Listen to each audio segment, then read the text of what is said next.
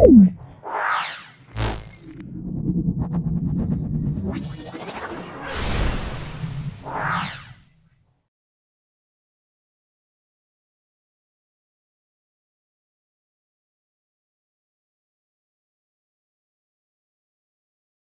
আজকে আমরা 9 নম্বর স্কুলটা, সেটা হলো খালোর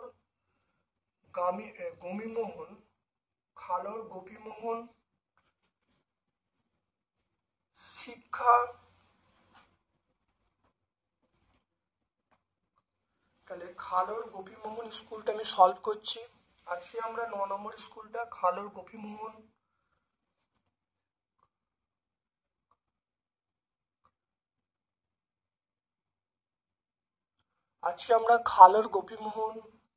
এই স্কুলটা সলভ করছি।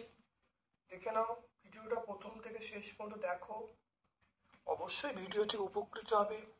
যারা চ্যানেলটাকে সাবস্ক্রাইব করোনি, চ্যানেলটা সাবস্ক্রাইব করে দেবে, বেল বাটনে ক্লিক করে দেবে। চলে এসো আজকের প্রথম প্রশ্নে। দেখে নাও, নিচের কোন গ্যাসটি ওজোন স্তর ক্ষয়ে সাহায্য করে না?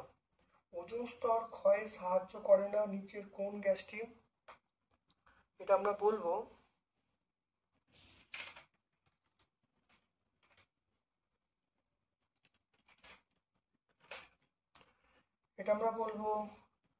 যেমন মিথেন গ্যাসটা ওজোন স্তর ক্ষয় করে না।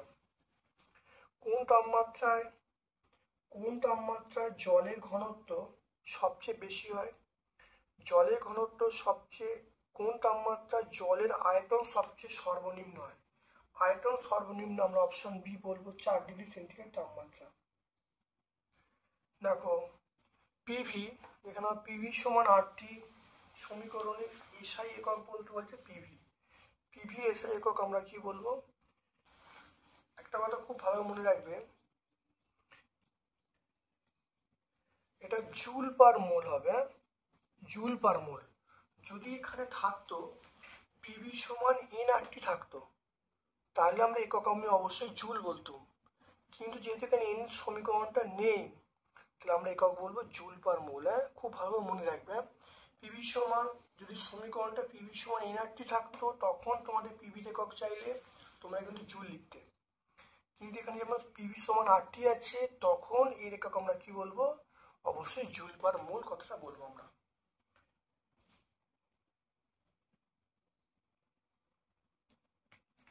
তারপর দেখো, অ্যামোনিয়া থেকে N2 এবং H2 এসটিভিতে আয়তন অনুপাত কত? অ্যামোনিয়া থেকে N2 এবং H2 বিক্রিয়াতে অ্যামোনিয়া এবং নাইট্রোজেনের এসটিভিতে আয়তন কত? এটা বলবো 2:1।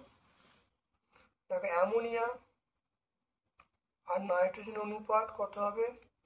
এখানে 4 মোল মানে 4 × 22.4 ইস্টু 2 মোল নাইট্রোজেন, তাহলে 2 × 22.4, তাহলে করলে কত হবে?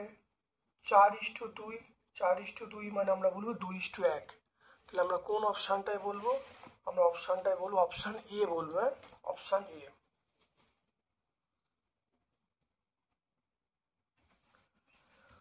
ওয়ান 1.5 চলে এসো, ভিনিগারের কার্যকারী মূলক আমরা বলবো, দেখে নাও, COOH। উত্তল লেন্সে গঠিত সদ্বিম্ব এটা হলো অবশীর্ষ হয়,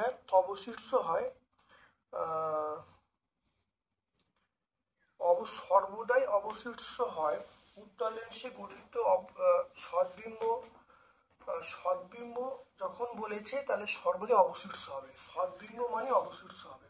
কারণ এখানে যদি বলতো উত্তল লেন্সে গঠিত প্রতিবিম্ব যদি বলতো, তাহলে সেখানে অবশীর্ষ সমশীর্ষ দুটি হতো। কিন্তু এখানে সদ্বিম্ব বলেছে, তাহলে সেই জন্য অবশ্যই সর্বদা অবশীর্ষই হবে। তারপর চলে এসো 1.7, কোন আলোর প্রতিসরাঙ্ক সবচেয়ে বেশি? আমরা বলবো, এখানে অপশন দেওয়া আছে, নীলের প্রতিসরাঙ্ক সবচেয়ে বেশি। তারপর দেখো, অহমীয়, দেখে নাও, অহমীয় পরিবাহীর নাম আমরা বলবো, সেটা হলো অহমীয় পরিবাহী। এটা আমরা বলবো সিলিকন বলবো, সিলিকন। তারপরে 1 স্ট্যাট ভোল্ট। 1 স্ট্যাট ভোল্ট মানে আমরা দুইটা বলবো 1/300 ভোল্ট। 1/300 ভোল্ট। নিউক্লিয় চুল্লিতে মডারেটর হিসাবে আমরা কি ব্যবহার করি? নিউক্লিয় চুল্লি মডারেটর হিসাবে আমরা ব্যবহার করি ভারী জল, বা আমরা এখানে নিউক্লিয় চুল্লিতে মডারেটর হিসাবে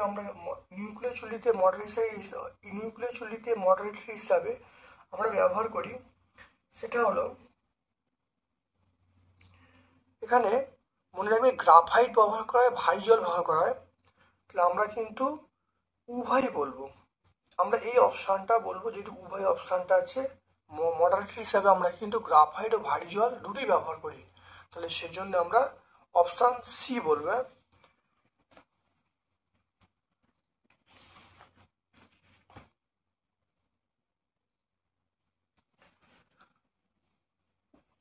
তারপর দেখো 1.11 কোন ধর্মটি মৌলের পর্যায় ধর্ম নয়? এটা আমরা বলবো তেজস্ক্রিয়তা বলবো। তেজস্ক্রিয়তা মৌলের পর্যায় ধর্ম নয়। কোনটিতে সমজীব বন্ধন নেই? সমজীব বন্ধন নেই আমরা বলবো সেটা NaCl অণু হলো তড়িৎযোজী। মৃদু তড়িৎ বিশেষ পদার্থ, এখানে অপশন আছে, আমরা বলি অ্যাসিডিক অ্যাসিড CH3COOH। কিপ যন্ত্রে প্রস্তুত করা যায় না। কিপ যন্ত্রে প্রস্তুত করা যায় না। CO2 তৈরি করা যায়, H2S তৈরি করা যায়, H2 তৈরি করা যায়, HCl তৈরি করা যায় না। জার্মান সিলভারের পরিমাণ থাকে না, 0%। বিভাগ ক্ষয়ে ভূতাপ শক্তির উৎস কি? আমরা বলবো উষ্ণ প্রস্রবণ।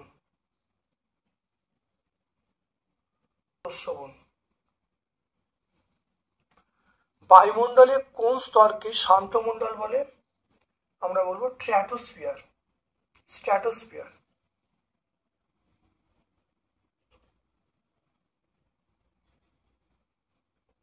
পৃথিবীর ছাতা বলা হয় বায়ুমণ্ডলে কোন স্তরকে?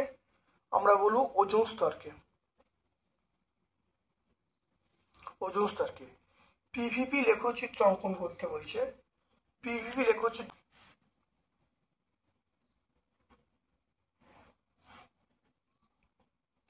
এটা PV হবে, এটা P হবে, এটা আঁকবে, দেখে নাও। তাহলে x অক্ষে P, y অক্ষে যদি PV স্থাপন করি লেখচিত্র কি হবে? P অক্ষের সমান্তরাল। দেখে নাও, লিটার অ্যাটমসফিয়ার এককে R এর মান কত? 0.082 litre ATM mole inverse kelvin inverse. তামা ইনভার লোহার মধ্যে কার সবচেয়ে কম দৈর্ঘ্য প্রসারণ? আমরা বলবো ইনভার।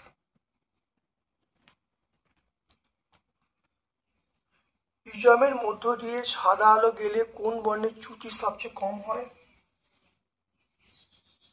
লাল বর্ণের চ্যুতি সবচেয়ে কম হয়, আমরা বলবো লাল বর্ণ।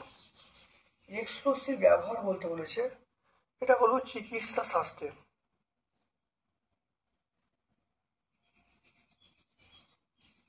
চিকিৎসা ক্ষেত্রে।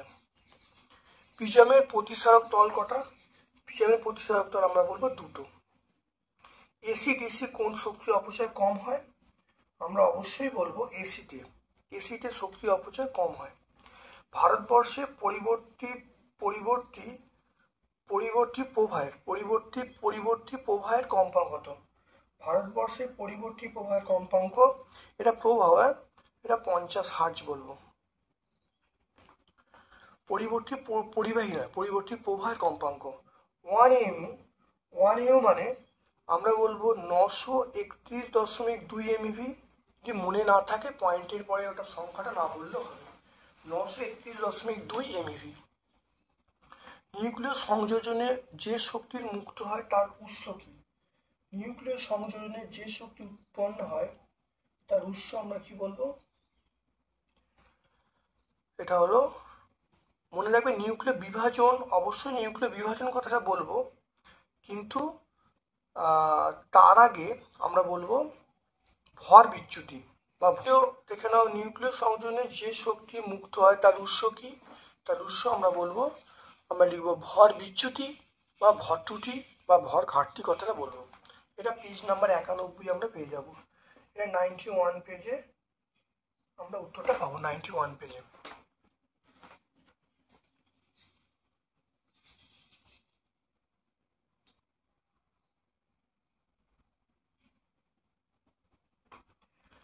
দেখো, ক্ষারীয় মৃত্তিকা মৌল,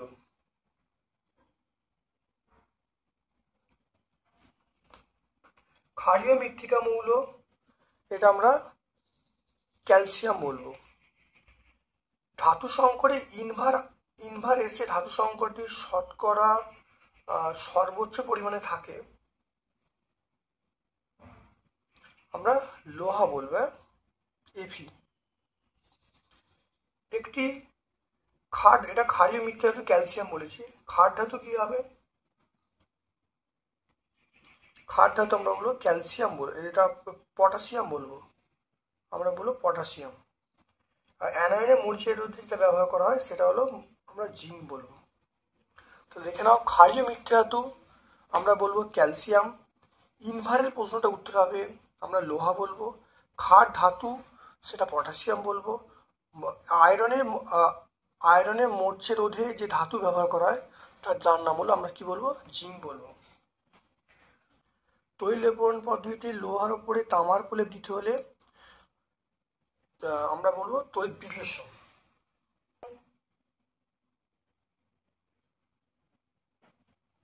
সামান্য H2SO4 যুক্ত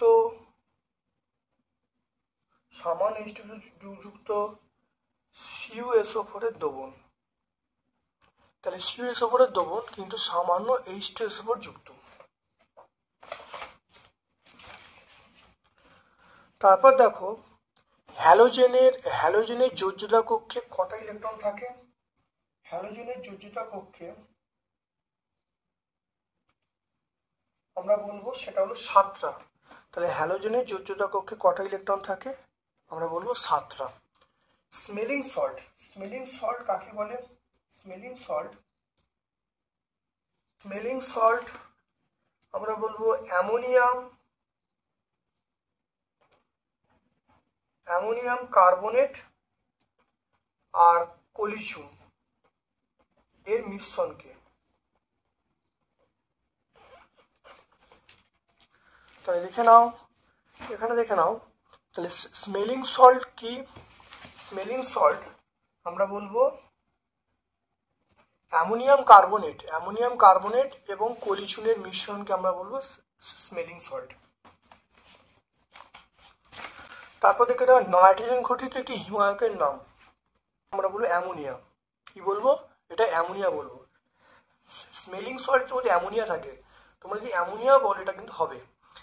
তারপর দেখো, একে উত্তপ্ত করলে কি গ্যাস পাওয়া যায়? এটা NH4 উত্তপ্ত করলে আমরা N2 গ্যাস পাই।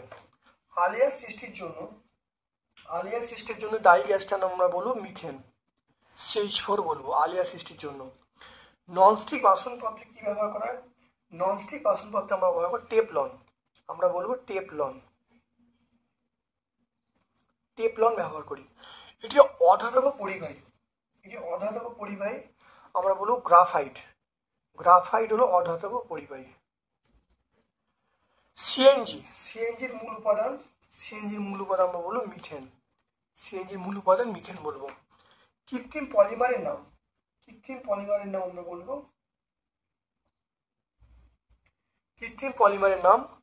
পলিইথিলিন।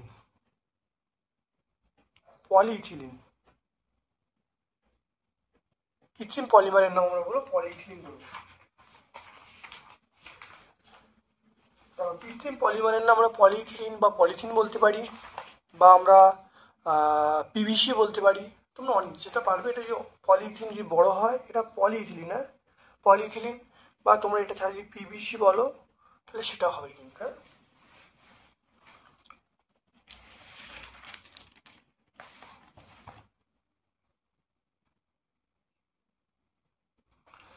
তারপর চলে এসো বিভাগ গয়ে বায়োফুয়েল বলতে কি বোঝো উদাহরণ দিতে বলেছে।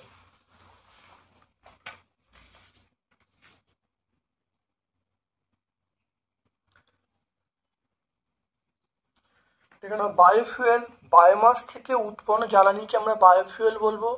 এটা হলো পুনর্নবীকরণযোগ্য একটা জ্বালানির মধ্যে পড়ছে। গোবর গ্যাস হলো বায়োফুয়েল উদাহরণ। পেজ নাম্বার 8 পেয়ে যাব।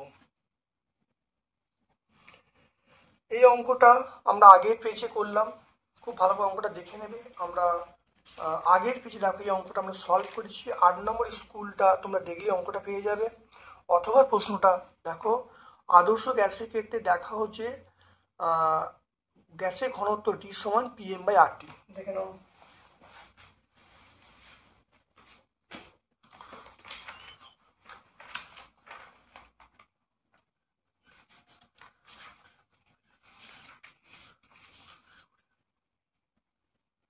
দেখে নাও, আমরা এই প্রমাণটা পেয়ে যাব।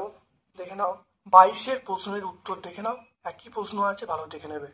পেজ নাম্বার 57, আমরা 6-57 পেয়ে যাব। তারপর দেখো সরল ক্যামেরায় গঠিত প্রতিবিম্বের দুটো বৈশিষ্ট্য।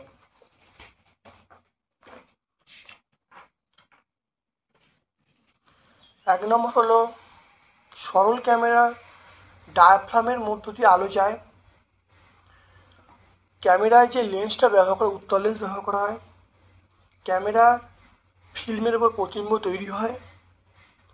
ক্যামেরার ভিতরের অংশ কালো করা হয় যাতে আলো প্রতিফলিত না পারে। আমরা এই পয়েন্টগুলো বলে দিলেই সরল ক্যামেরার বৈশিষ্ট্য পেয়ে যাব।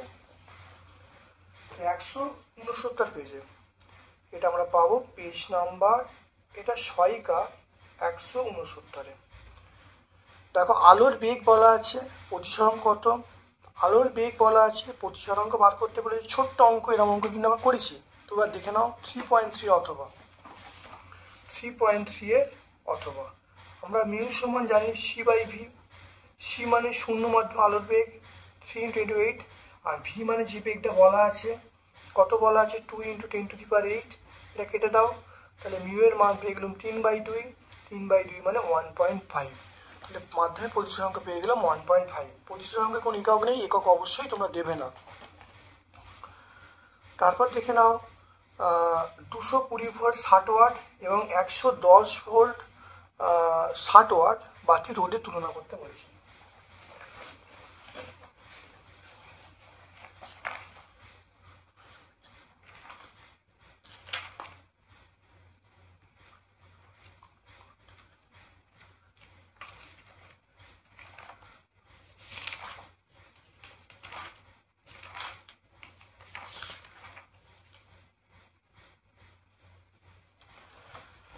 দেখে নাও, খুব ভালো করে দেখে নাও। আমরা জানি আর পি সমান V²R, P1 সমান V1² / R1। তাহলে P2 সমান আমরা V2²/R2। তাহলে আমরা এখানে পাওয়ারটা সমান, তাহলে P1 সমান V2। তাহলে আমরা বলবো V1² / R1 সমান V2²/R2। এবার দেখো একজনকার বলা আছে 220, একজনকার 110, দেখো অনুপাত R1/R2 পেয়ে গেলাম। দেখে নাও আমরা পেয়ে যাব। দেখে নাও ক্যালকুলেশন করলে 4:1, তাহলে R1:R2 আমরা পেয়ে গেলাম 4:1।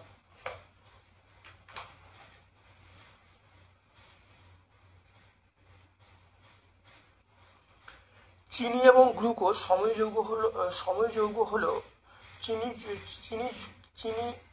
গ্লুকোজ সময়যৌগ হওয়া সত্ত্বেও জলে দ্রবীভূত হয় কেন? দেখে নাও, চিনি এবং গ্লুকোজ সময়যৌগ হওয়া সত্ত্বেও জলে দ্রবীভূত হয় কেন? চিনি গ্লুকোজ অণুতে যথাক্রমে 8টি এবং 6টি হাইড্রক্সিল গ্রুপ থাকে। এই হাইড্রক্সিল গ্রুপগুলো জলের অণুর সঙ্গে আন্তঃআণবিক H বন্ধন গঠন করতে সক্ষম হয়, তাই চিনি এবং গ্লুকোজ সহজেই জলে দ্রবীভূত হতে পারে। এটা পেজ নাম্বার 405-এ পাবো। সহায়িকা আমরা 405-এ পাবো। CO2 দেখো, CO2 লুইস ডট আঁকতে বলছে। দেখে নাও CO2 লুইস ডট, এটা আঁকলেই হয়ে যাবে। দেখে CO2 লুইস ডট 109 পেজ আমরা পাবো। Page number 109। Sodium fluoride, sodium fluoride গঠন আঁকতে। সোডিয়াম ফ্লুরাইড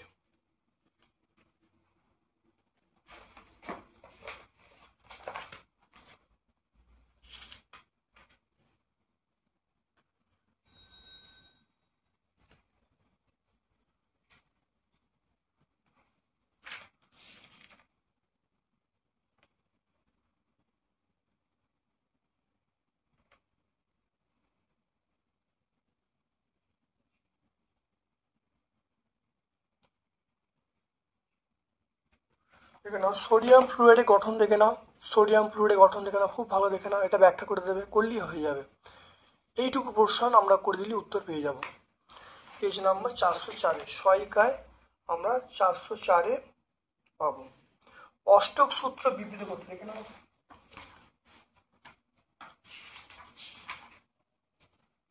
অষ্টক সূত্র পেজ নাম্বার 95 আমরা পেয়ে যাবো। অষ্টক সূত্র দেখে নাও, পেজ নাম্বার 95 আমরা পেয়ে যাব।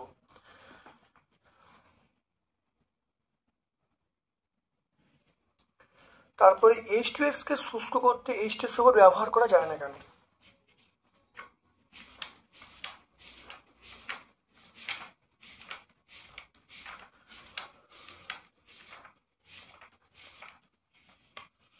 দেখে নাও H2S কে শুষ্ক করতে আমরা কেন H2S ব্যবহার করি না, তবে উত্তরটাকে পরিষ্কার সুন্দর করে আছে। এটা 123 পেজ আমরা পেয়ে যাব।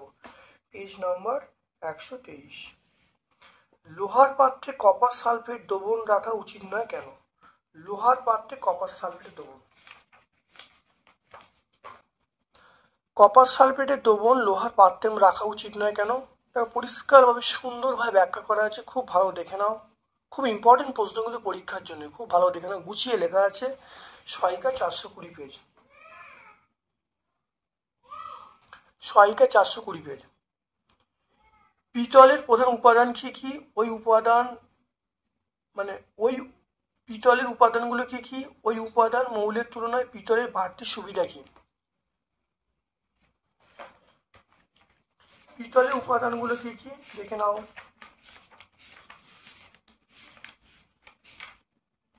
দেখে নাও পিতলের উপাদান আমরা কি বলবো? পিতলের উপাদান হলো কপার থাকবে, জিঙ্ক থাকবে। কপার ও জিঙ্ক এটা থাকলে কি হবে? এগুলো আমরা কি তৈরি করি? বাসন, কল, ফুলে তৈরি করি। এগুলো এই উপাদান থাকার জন্য তার সৌন্দর্য বৃদ্ধি পাবে, জলায়ুর হাত থেকে রক্ষা পাবে, জারণ ক্ষমতা হ্রাস পাবে, এই ঘটনাগুলো ঘটবে। তাহলে 130 পেজ আমরা পেয়ে যাব। Page number 130। টেফলন এবং ব্যাকেলাইট এটি ব্যবহারের। টেফলন ব্যাকেলাইট বলতে টেফলনের দেখো ব্যবহার ননস্টিক বাসনপত্র তার বৈধ সরঞ্জাম তৈরিতে। আর ব্যাকেলাইট বলতে আমরা বলবো পিভিসি, এর ব্যবহার তারের আচ্ছাদন, তারপরে পাইপ ট্যাঙ্ক, রেফ্রিজারেটরের ভেতরের অংশে ব্যবহার করা হয়। এটা 146 পেজ আমরা পাবো। পেজ নাম্বার আমরা 146-এ পাবো। তারপর দেখো বিভাগ ঘ, গ্যাস সম্পর্কিত চার্লসের সূত্র লিখতে বলছে।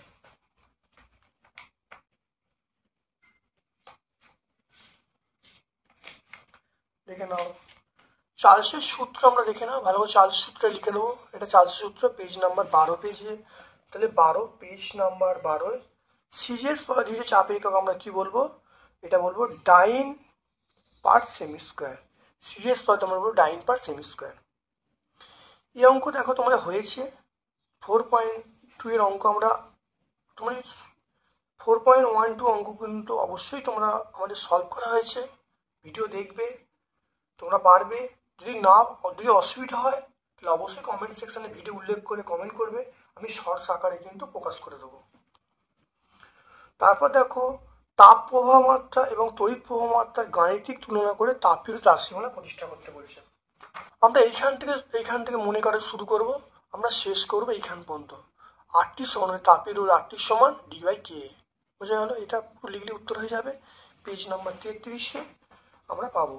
এটা পেজ নাম্বার 33। আপাত পোষণ প্রকৃত পোষণ গুণাঙ্কের মধ্যে পার্থক্য লিখতে বলছে। দেখুন আপাত পোষণ গুণাঙ্ক প্রকৃত পোষণ গুণাঙ্কের পার্থক্য দেখে নাও। অনেকগুলো 3টে পার্থক্য আছে, ভালো দেখে নাও। পেজ নাম্বার 103-এ আমরা পেয়ে যাব।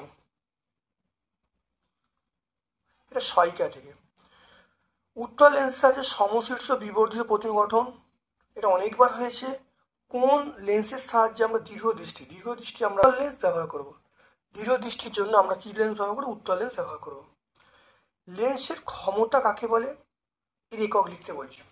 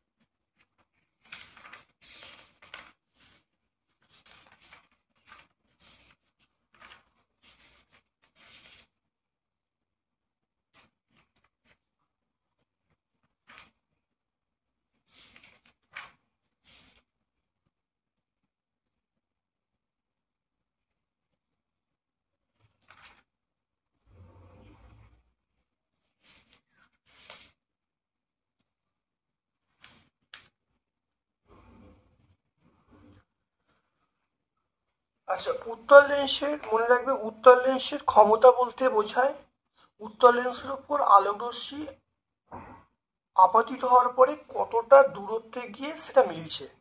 তাহলে উত্তল লেন্সের বা লেন্সের ক্ষমতা বলতে বোঝায় লেন্সের ওপর আপতিত আলোরশ্মি কতটা দূরে মিলছে বা কোনো একটা বিন্দু থেকে অপসৃত হচ্ছে সেটা।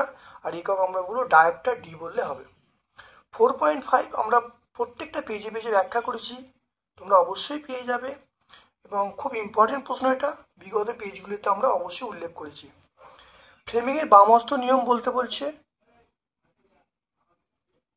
দেখে নাও ফ্লেমিংয়ের বামহস্ত নিয়ম।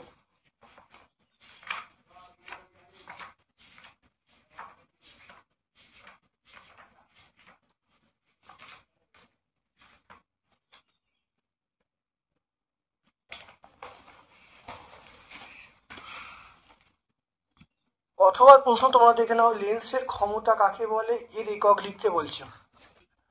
লেন্সের ক্ষমতা বলতে আমরা বুঝি ওই লেন্স তার উপর আপতিত সমান্তরাল রশ্মিগুচ্ছকে কত বেশি অভিসারী বা অপসারী রশ্মিগুচ্ছে পরিণত করছে। দেখে নাও। আর লেন্সের ক্ষমতার একক আমরা কি বলবো, দেখো এসআই পদ্ধতিতে আমরা একক বলবো মিটার ইনভার্স বলবো বা ডায়োপ্টার বলবো। হ্যাঁ, ডায়োপ্টার শুধু ডি লিখলেও হবে। তারপরে তোমরা চলে এসো, দেখে নাও চ্যুতিকোণের প্রিজমের ক্ষেত্রে ডেল্টা সমান I1 প্লাস I2 মাইনাস এ। এটা প্রত্যেকটা পেজে পেজে আছে, খুব ইম্পর্টেন্ট প্রমাণ। দেখে নাও, এই প্রমাণটা তোমরা অনেকবার পেয়েছো, খুব ইম্পর্টেন্ট প্রমাণ। দেখো ডেল্টা সমান I1 প্লাস I2 মাইনাস এ, টোটাল প্রমাণটা করবে, দেখে নাও ভালো করে, খুব ইম্পর্টেন্ট প্রমাণ কিন্তু এটা। মাধ্যমিক 2025-এর জন্য অবশ্য অসম্ভব ইম্পর্টেন্ট প্রশ্ন কিন্তু এইটা। এটা আমরা পেজ নাম্বার 45-এ পাবো। ফ্লেমিংয়ের বামহস্ত নিয়ম বিবৃত করতে বলছে, মোটরের শক্তি, বৈদ্যুতিক মোটরের শক্তি কি কি উপায়ে বৃদ্ধি করা যায়। দেখে নাও ফ্লেমিংয়ের বামহস্ত নিয়ম তোমরা দেখে নাও। বাম হাতে বৃদ্ধাঙ্গুষ্ঠ তর্জনী মধ্যমাকে পরস্পর সমকোণে রেখে প্রসারিত করলে এই তর্জনী চৌম্বক ক্ষেত্রে অভিমুখ মধ্যমা যদি চৌম্বক প্রবাহের অভিমুখ নির্দেশ করে, তাহলে বৃদ্ধাঙ্গুষ্ঠ পরিবাহের গতির অভিমুখ নির্দেশ করবে।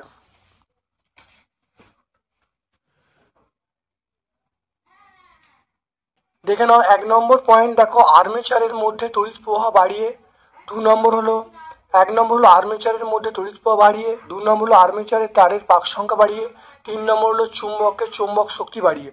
3টে পয়েন্ট মনে রাখবে, আর্মেচারের উপর তড়িৎ প্রবাহ বাড়িয়ে, 2 নম্বর পয়েন্ট মনে রাখবে পাক সংখ্যা বাড়িয়ে, 3 নম্বর পয়েন্ট হলো ক্ষেত্র চুম্বকের চৌম্বক শক্তি বাড়িয়ে।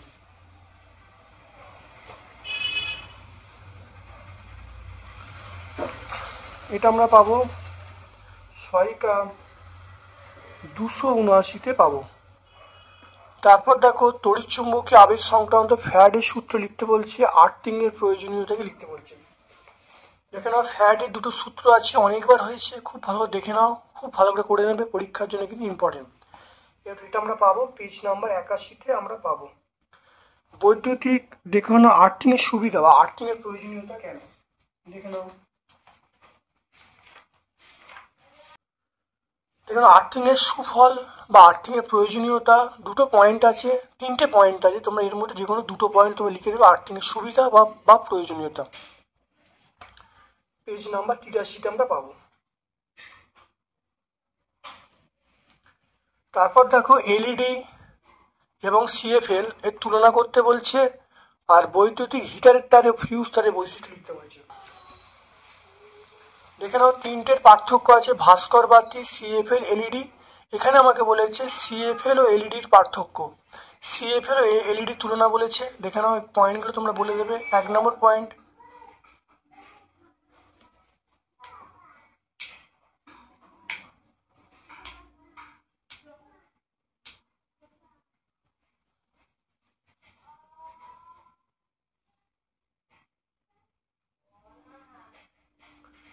দেখে নাও সিএফএল বাতি, দেখে নাও সিএফএল বাতি এলইডি বাতির মধ্যে তুলনা দেখে নাও। এখানে তোমরা 3টে পয়েন্ট তোমরা বলে দেবে, সিএফএল এবং এলইডি বাতি তুলনা।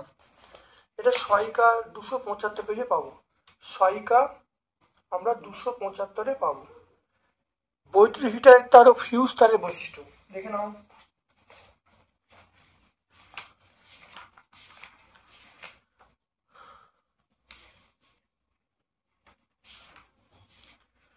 দেখো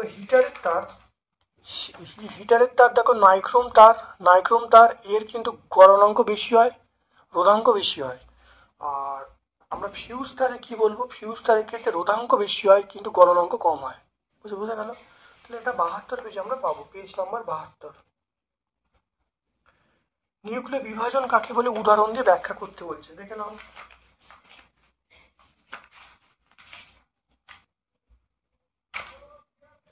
দেখে নাও নিউক্লিয় বিভাজন কাকে বলে, এটা সংজ্ঞাটা লিখবে আর এই উদাহরণটা তোমরা দিয়ে দেবে, পেজ নাম্বার 92।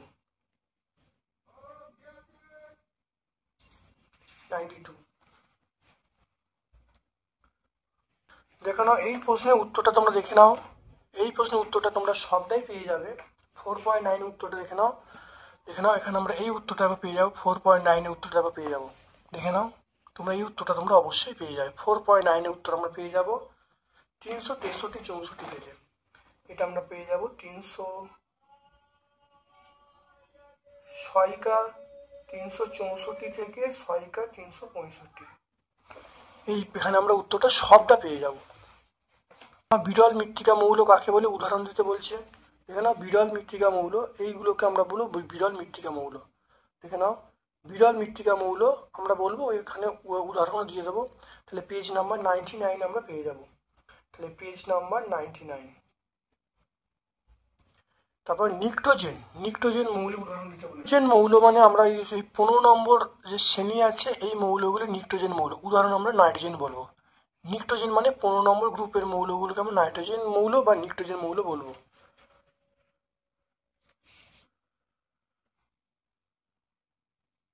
দেখে নাও 15 নম্বর শ্রেণীর মৌলগুলোকে আমরা নাইট্রোজেন পরিবার বা নিকটোজেন মৌল বলবো।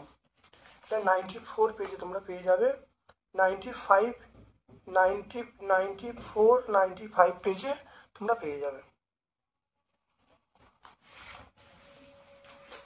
তারপর দেখো দেখে নাও আম্লিক পটাশিয়াম ডাইক্রোমেট দ্রবণের মধ্য দিয়ে যদি H2S গ্যাস পাঠানো হয় তাহলে কি ঘটবে সেটা লিখতে বলছি।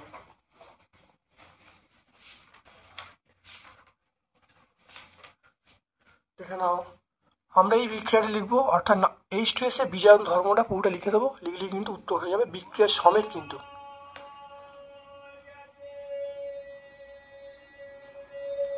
তাহলে H2S এর বিজারণ ধর্মটা আমরা পুরোটা বিক্রিয়া সমেত লিখে দেবো। 123 পেজ। তারপর দেখো অলিয়াম কি, দেখে নাও এখানে অলিয়াম কি, দেখে নাও SO3 ঠান্ডা করে কোক ভর্তিপূর্ণ শোষক স্তম্ভে 98% H2SO4 দ্বারা শোষণ করলে অলিয়াম উৎপন্ন হয়। এর সংকেত হলো H2S2O7। পেজ নাম্বার 127 পেয়ে যাব, পেজ নাম্বার 127। মরচে পড়া একটি তড়িৎ বিশ্লেষণিক প্রক্রিয়া, এটা ব্যাখ্যা করতে বলছে। আর অ্যানোড মাডে কি ধাতু মুক্ত হয়, অ্যানোড মাডে এটা আমরা পিটি বলবো, প্ল্যাটিনাম বলবো। এইটা বলে দেবো, বিক্রিয়াটা বলে দিলে হয়ে যাবে। মরচে পড়া প্রক্রিয়াটা আমরা বলে দেবো, বললেই কিন্তু উত্তর হয়ে যাবে। আমরা এই অ্যানোডের বিক্রিয়া, ক্যাথোডের বিক্রিয়া, মোট বিক্রিয়াটা বলেই কিন্তু উত্তরটা হয়ে যাবে। পেজ নাম্বার 131 পেজ আমরা বলবো, এটা আমরা বলবো পেজ নাম্বার 131। ইউপ্যাক নাম বলতে বলেছে অ্যাসিটালডিহাইড। অ্যাসিটালডিহাইডের ইউপ্যাক নাম, অ্যাসিটালডিহাইডের ইউপ্যাক নাম আমরা বলবো ইথানল।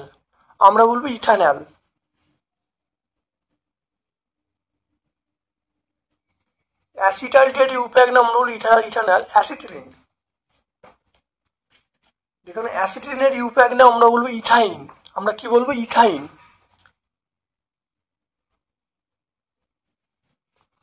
তারপর দেখো বিক্রিয়া লিখতে বলছে, দেখে নাও এখানে দেখো অ্যাসিটিলিন থেকে তাপমাত্রা দেওয়া হচ্ছে, প্রথম ইথিলিন তারপরে ইথেন উৎপন্ন হবে। তাহলে এই বিক্রিয়া লিখে দেবো, প্রথম ইথিলিন তারপর ইথেন। তাহলে আমরা এখানে পেজ নাম্বার বলবো 145 আমরা বলবো 145। সমগণীয় শ্রেণী কাকে বলে, প্রোটিনের মনোমারের নাম কি? সমগণীয় শ্রেণী দেখে নাও সমগণীয় শ্রেণী, ভালো দেখে নাও সংজ্ঞাটা এখানে পেয়ে যাবে। সমগণীয় শ্রেণী সংজ্ঞাটাকে পেয়ে যাবে। সমগণীয় শ্রেণী কাকে বলে উদাহরণ পেয়ে যাব। সমগণীয় শ্রেণী উদাহরণ অনেক, এই যে কোনো দুটো উদাহরণ বলে দেবো। তাহলে পেজ নাম্বার আমরা 140-এ পাবো। এটা কত? এটা আমরা 140-এ পাবো। প্রোটিনের মনোমারের নাম কি? অ্যাসিড। প্রোটিনের মনোমারের নাম আমরা বলবো অ্যামিনো অ্যাসিড। প্রোটিনের মনোমারের নাম আমরা বলবো অ্যামিনো অ্যাসিড।